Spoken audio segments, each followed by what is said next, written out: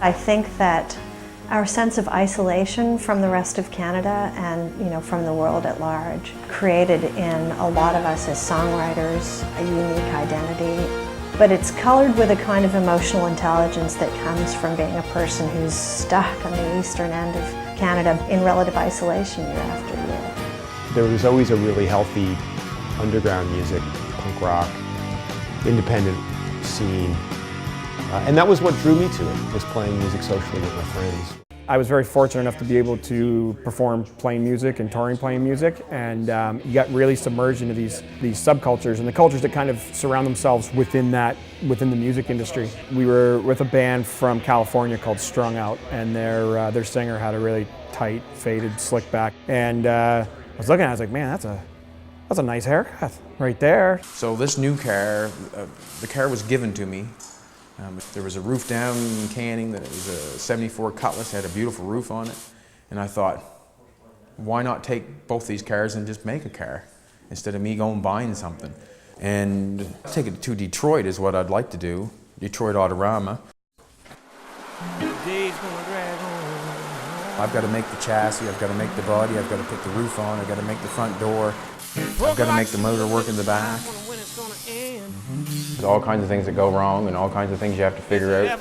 It's just a matter of figuring it out when you come to that situation, So when people come in and say, I'm going to have this thing done for the end of February, they look at me and laugh.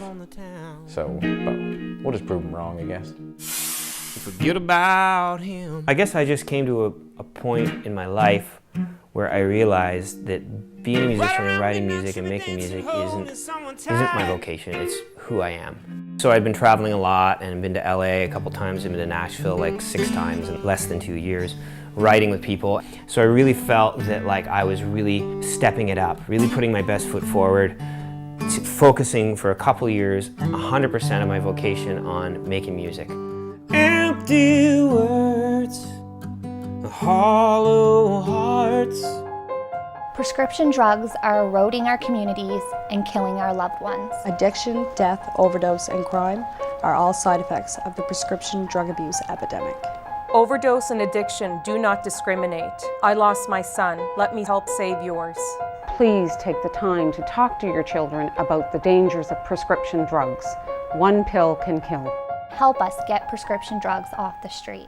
Caleb Melanson, the starting quarterback, gets some final instructions from Dad, Steve. I've seen my kids lose and I've seen my kids win, and at the end of the day, if he can walk up that field and with his head up high and say, I gave it my best, then he'll have no regrets coming away from that. That's kind of what I hope he comes away with it.